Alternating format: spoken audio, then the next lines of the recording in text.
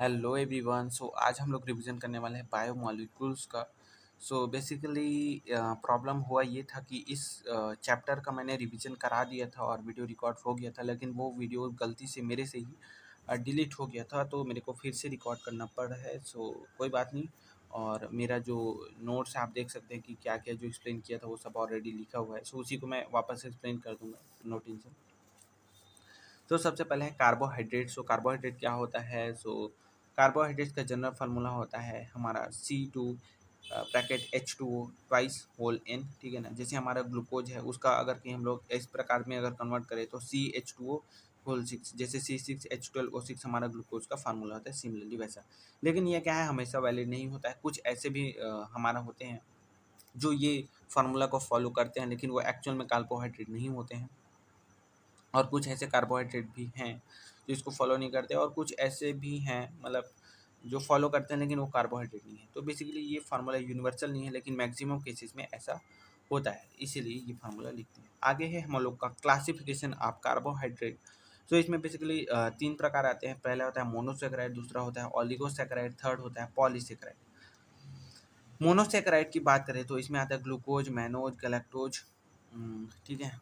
तो ये सभी ग्लूकोज, मैनोज, गैलेक्टोज, फ्रक्टोज, टैलोज, है ना। तो ये सभी क्या है, मोनोसेकेराइड। मोनोसेकेराइड मतलब कि वो carbohydrate that can not be break down to simple molecules, मतलब कि हम लोग इसको इन कार्बोहाइड्रेट को और फर्दर हम लोग ब्रेक डाउन नहीं कर सकते, है ना। ये क्या है, मोस्ट सिंपलर कार्बोहाइड्रेट्स हैं, ये और किसी मॉलिक्यूल में ब्रेक नहीं हो पाते।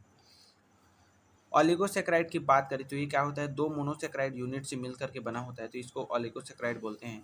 जैसे कि हमारा एग्जांपल है सुक्रोज C12H22O11। ये क्या होता है, जब हम लोग पानी में डालते हैं, हाइड्रोलिसिस करते हैं, तो ये बेसिकली ग्लूकोज और फ्रक्टोज में ब्रेक हो जाता है। दोनों क्या है, हमारा मोनोसेक्राइड है, मतलब दो मोनोसेक्राइड मिलके एक ऑलिगोसेक्राइड या फिर जिसको हम लोग डाइसेक्राइड भी बोलते हैं, तो वो बनाते हैं। आगे बात करते हैं पॉलीसेकेराइड की। तो पॉलीसेकेराइड में 2 प्रकार के एग्जाम्पल हम लोग दिए हैं यहाँ पर, है ना। एनसीईआरटी का है स्टार्च और सेलुलोज। सेलुलोज एक प्लांट बेस्ड और स्टार्च भी एक प्लांट बेस्ड पॉलीसेकेराइड है, ठीक है ना। जैसे हमारा स्टार्च है हम लोग का C6H10O5 होल N, ये एक स्टार्च है। पॉलीसेकेराइड नाम से पढ़ रहा है, पॉली पॉली मतलब कि मैनी, जैसे पॉलीमर होता है बहुत सारा मोनोमर यूनिट मिल के बनता है, वैसे सिमिलरली पॉलीसेकेराइड है, मतलब बहुत सारी ही हमारा हम लोग का क्या होता है, मोनोसेक्राइड यूनिट मिलके हमारा पॉलीसेक्राइड बनाता है, ठीक है। तो इसमें क्या होता है, जब हम लोग हाइड्रोलिसिस करते हैं तो एसिडिक हाइड्रोलिसिस करते हैं तो स्टार्च से ब्रेक डाउन होकर के क्या बनता है, मोनोसेक्राइड बनता है, जो होता है ग्लूकोज, ठीक है। आगे है reaction and the structure of glucose. Reaction and the structure of glucose, तो कैसे हम लोग को पता चला, कैसे हम लोग को पता चला कि ग्लूकोज का स्ट्रक्चर कुछ इस प्रकार से होता है। ये बेसिकली ग्लूकोज का स्ट्रक्चर है, ठीक है ना। ग्लूकोज की स्ट्रक्चर क्या है, हम लोग का इसको बोलते हैं ग्लूकोज को अल्डो हेक्सोस, मतलब कि इसमें क्या होता है, एल्डिहाइडिक ग्रुप होता है, और इसमें हेक्सोस मतलब कि 6 कार्बन का चेन होता है, ठीक है ना। जैसे कि हमारा सबसे पहला CH2, देन OH, फिर इसमें क्या होता है, इसका स्ट्रक्चर याद रखना है, राइट लेफ्ट राइट राइट, ऐसे राइट में OH लगाना है, फिर लेफ्ट में OH लगाना है, फिर राइट राइट, ऐसा। ये बेसिकली होता है ग्लूकोज का स्ट्रक्चर, ठीक है। अब ग्लूकोज की स्ट्रक्चर यही है, हम लोग को कैसे पता चला, इसके लिए क्या किया, साइंटिस्ट ने अलग अलग एक्सपेरिमेंट करके देखा और फाइनली इस कंक्लूजन पर पहुंचे कि बेसिकली इसका स्ट्रक्चर कुछ इस प्रकार से होगा। तो सबसे पहला एक्सपेरिमेंट एनसीईआरटी में दिया गया है, वो ये है कि मान लो हमारा ग्लूकोज है, ग्लूकोज का ही रिएक्शन हम लोग क्या कर रहे हैं, हालांकि हम लोग को पता नहीं इसका स्ट्रक्चर, हम लोग इसका स्ट्रक्चर निकालना चाह रहे हैं। तो साइंटिस्ट लोगों ने ग्लूकोज लिया, उसका रिएक्शन कराया है HI है ना, HI को इन द हीटिंग कंडीशन। तो ये क्या है, मतलब क्या है, बहुत ही रिड्यूसिंग स्ट्रॉन्ग रिड्यूसिंग एजेंट है, ठीक है। बहुत ही स्ट्रॉन्ग रिड्यूसिंग एजेंट है, HI के साथ कराया। तो उन्होंने क्या पाया कि हम लोग को एन हेक्सेन मिला, मतलब कि जितने भी OH थे, जितने भी फंक्शनल ग्रुप थे, सभी रिड्यूस हो गए, एल्डिहाइड वगैरह सब। और हम लोग को सिंगल हम लोग का हाइड्रोकार्बन मिला एन हेक्सेन, मतलब कि 6 कार्बन का हम लोग को मिला चेन। दैट मीन्स हमारा कंफर्म ये हो गया कि हमारा जो ग्लूकोज है, ग्लूकोज में क्या है, हम लोग का 6 कार्बन का चेन है, ग्लूकोज में क्या है कि 6 कार्बन का चेन है, ये कंफर्म हो गया था, ठीक है। अब क्या हुआ, नेक्स्ट एक्सपेरिमेंट ये कराए कि हम लोग देखना चाहते हैं कि यहाँ पर कीटोन है कि एल्डिहाइड है। तो उन्होंने क्या किया, सबसे पहले ये चेक किया कि कार्बोनिल ग्रुप है कि नहीं है। तो कार्बोनिल ग्रुप को टेस्ट करने के लिए उन्होंने हाइड्रोक्सिल अमाइन के साथ टेस्ट कराया। तो हाइड्रोक्सिल अमाइन के साथ टेस्ट कराया तो उनको क्या मिला, हाइड्रोक्सिल अमाइन के साथ टेस्ट करने पर उन लोग को ऑक्साइम मिला। क्या मिला, ऑक्साइम मिला, तो उनको कंफर्म हो गया कि हाँ हमारे पास क्या है।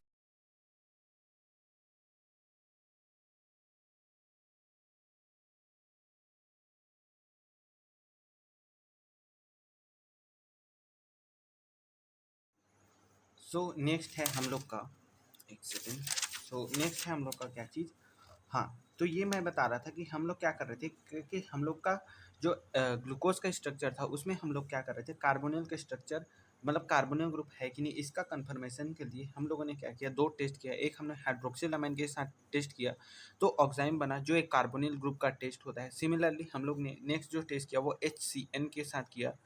सो एशियन के साथ टेस्ट करने पर हम लोग को साइनोहाइड्रिन मिला। तो साइनोहाइड्रिन मिला तो ये भी क्या प्रूव करता है कि हमारा जो फंक्शनल ग्रुप है उसमें कार्बोनिल कहीं ना कहीं प्रेजेंट है।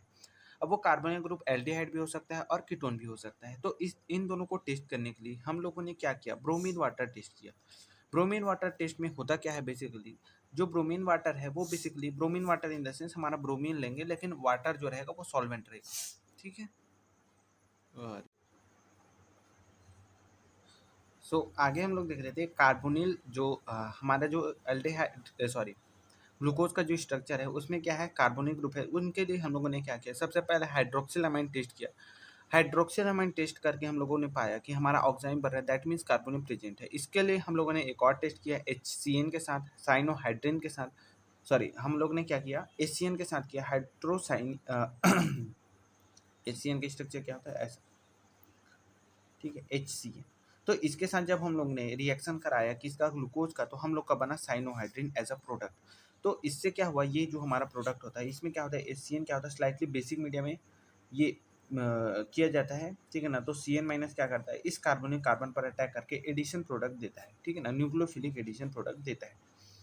तो हम लोग को साइनोहाइड्रिन मिला तो यहाँ से कंफर्म हो गया कि हमारा कार्बोनिल ग्रुप क्या है, प्रेजेंट है किसमें, ग्लूकोज में।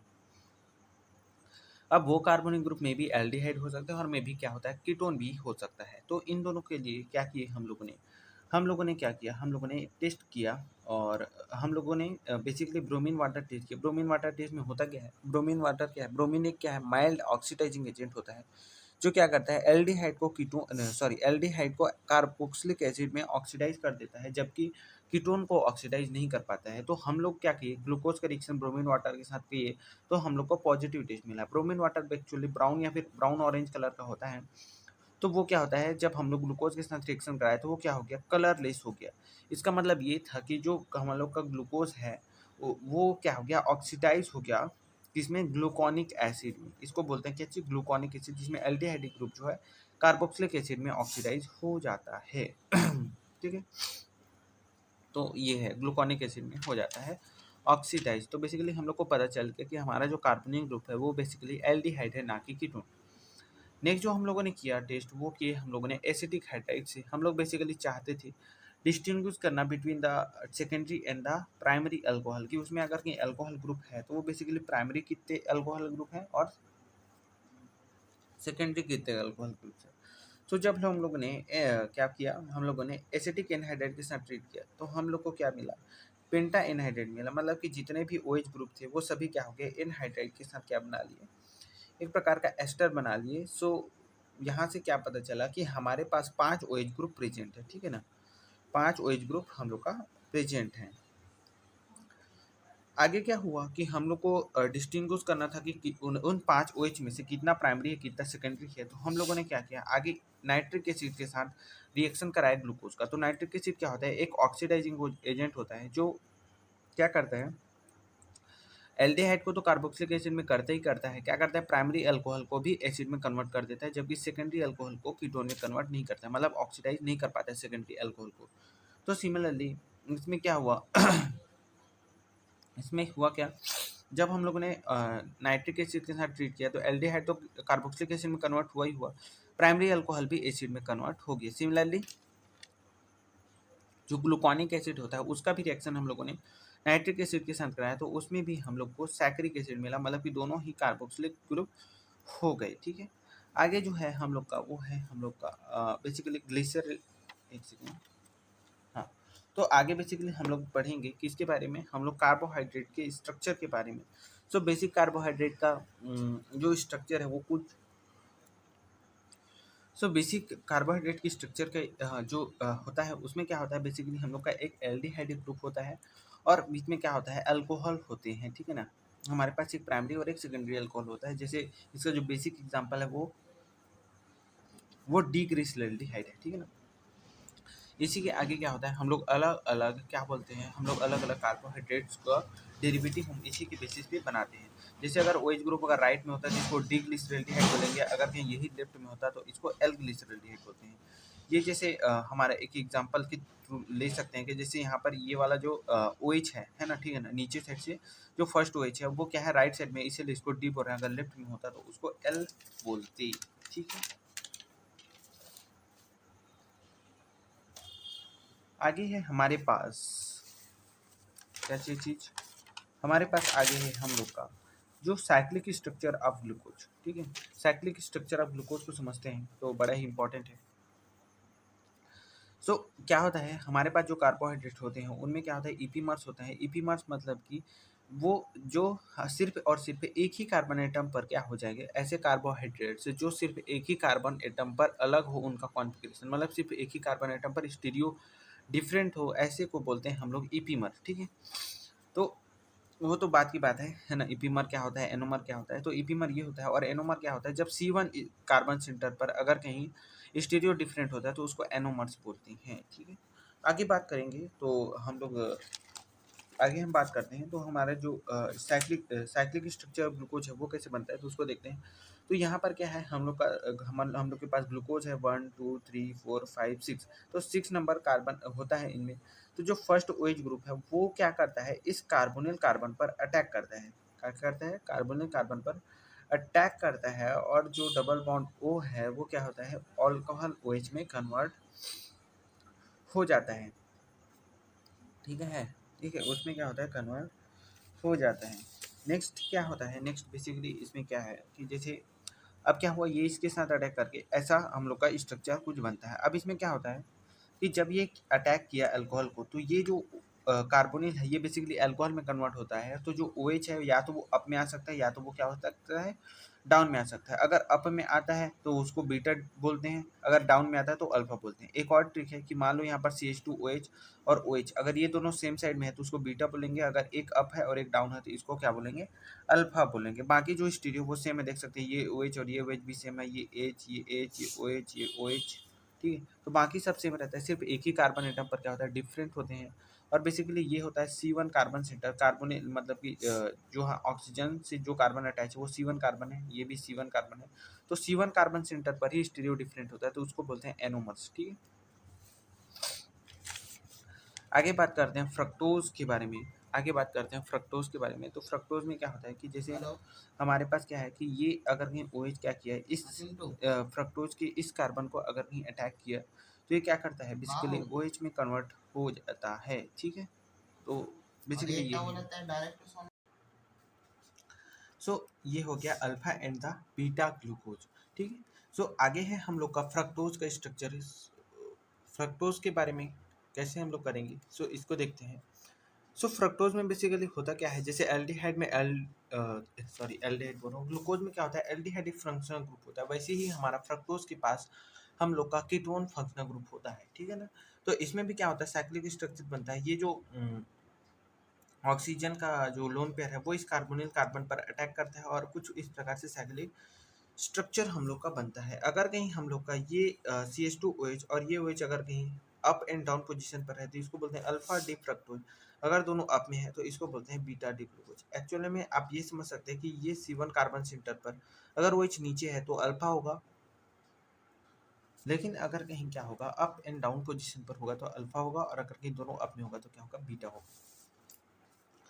आगे बात करते हैं सुक्रोज के बारे में। तो सुक्रोज में क्या होता है, तो फ्रक्टोज फ्रक्टोज में क्या होगा, सॉरी सुक्रोज में क्या होता है, sucrose is basically the combination of glucose and fructose. मतलब कि क्या है, एक ओलिगोसैकेराइड का एग्जांपल है, ठीक है। ओलिगोसैकेराइड मतलब कि एक डाइसैकेराइड का एग्जांपल है। डाइसैकेराइड में क्या होता है, जब हम उनको हाइड्रोलिसिस कराते हैं तो दो मोनोसैकेराइड यूनिट मिलता है। सिमिलरली हमारे पास जो हम लोग का सुक्रोज है वो क्या होता है, ग्लाइकोसिडिक बॉन्ड होता है उसमें किनके बीच में, ग्लूकोज और ग्लूकोज के बीच में, ठीक है ना। एक सेकेंड। हाँ, तो ये क्या होता है जब हाइड्रोलिसिस कराते हैं तो ये अल्फा डी ग्लूकोज और बीटा डी फ्रक्टोज में कन्वर्ट हो जाते हैं। ठीक है, अब होता क्या है इसमें, जो हमारा सुक्रोज होता है वो होता है डेक्स्ट्रो रोटेटरी, मतलब कि जो वो क्या करता है प्लेन पोलराइज्ड लाइट को क्या करता है क्लॉकवाइज डायरेक्शन में रोटेट करता है। लेकिन हाइड्रोलिसिस के बाद क्या होता है, जो हमारा सोल्यूशन है वो क्या करता है प्लेन पोलराइज्ड लाइट को लेफ्ट डायरेक्शन पे रोटेट करता है। ठीक है,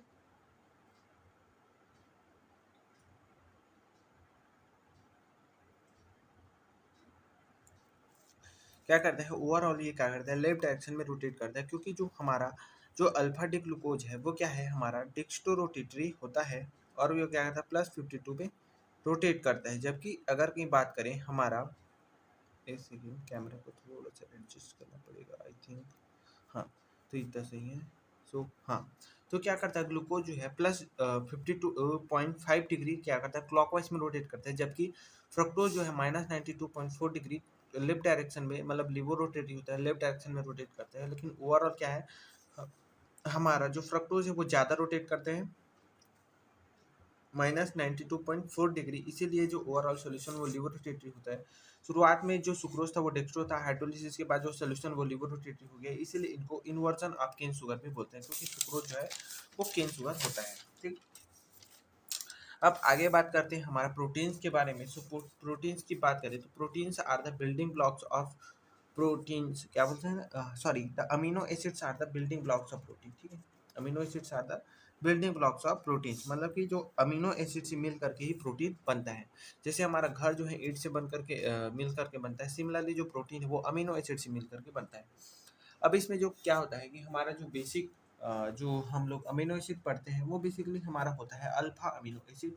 अल्फा अमीनो एसिड इसमें क्या होता है अल्फा पोजीशन पर अमाइन ग्रुप होता है, यहाँ पर कार्बोक्सिलिक एसिड और इधर कोई भी अल्काइल चिन्ह या फिर हाइड्रोजन हो सकता है, तो इसको बोलते हैं अमीनो एसिड। ठीक है, आगे क्या होता है पेप्टाइड बॉन्ड के बारे में पढ़ते हैं। सो पेप्टाइड बॉन्ड कुछ नहीं होता, it is an amide bond between the to amino acid.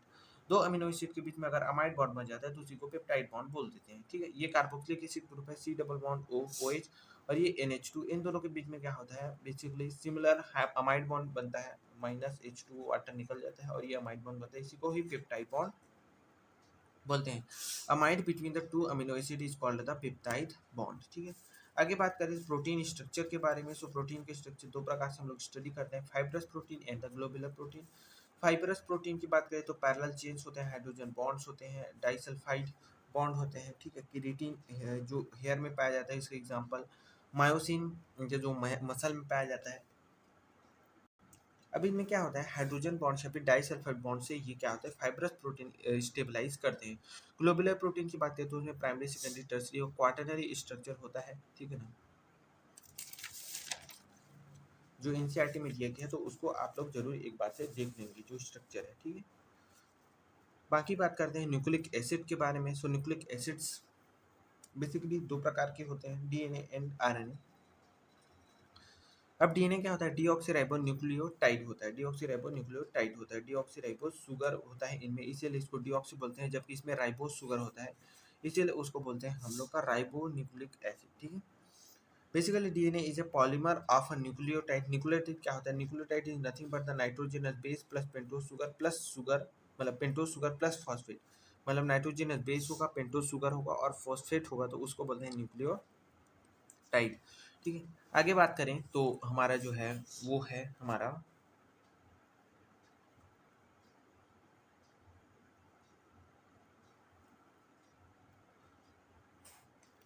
आगे जो है वो है हमारा क्या चीज़ डीएनए का स्ट्रक्चर। डीएनए के स्ट्रक्चर में प्यूरिन एंड पैरामिडिन होता है। प्यूरिन में दो होता है एडेनिन एंड ग्वानिन, पैरामिडिन में थाइमिन साइटोसिन एंड यूरेसिल होता है। डीएनए की बात करें तो एडेनिन जो है डबल हाइड्रोजन बॉन्ड बनाता है थाइमिन के साथ, जबकि ग्वानिन जो है ट्रिपल बॉन्ड बनाता है साइटोसिन के साथ। सिमिलरली आरएनए की बात करें तो एडेनिन डबल बॉन्ड बनाता है किसके साथ यूरेसिल के साथ, एंड ग्वानिन ट्रिपल बॉन्ड बनाता है साइटोसिन के साथ। तो बेसिकली होता क्या है डीएनए में जो है एडेनिन थाइमिन के साथ बॉन्ड करता है, जबकि आरएनए में एडेनिन यूरेसिल के साथ बॉन्ड करता है, सिर्फ यही डिफरेंस होता है। आगे बात करें सो डीएनए का तो इसमें होता है डीएनए में होता है पॉलीन्यूक्लियोटाइड और बेसिकली इसमें क्या होता है न्यूक्लियोटाइड का ये क्या होता है पॉलीमर होता है। न्यूक्लियोटाइड क्या होता है न्यूक्लियोटाइड बेसिकली न्यूक्लियोसाइड और फॉस्फेट ग्रुप को ही बोलते हैं। न्यूक्लियोसाइड क्या होता है, शुगर और नाइट्रोजनस बेस को ही न्यूक्लियोसाइड बोलते हैं। अब डीएनए की स्ट्रक्चर की बात करते हैं तो डीएनए की स्ट्रक्चर में एक 360 डिग्री टर्न में का डिस्टेंस होता है 34 नैनोमीटर और डिस्टेंस बिटवीन द 3.4 नैनोमीटर और distance between the two bond pair is 0.34 nanometre. तो ये डीएनए की स्ट्रक्चर काफ़ी इंपॉर्टेंट है, ठीक है।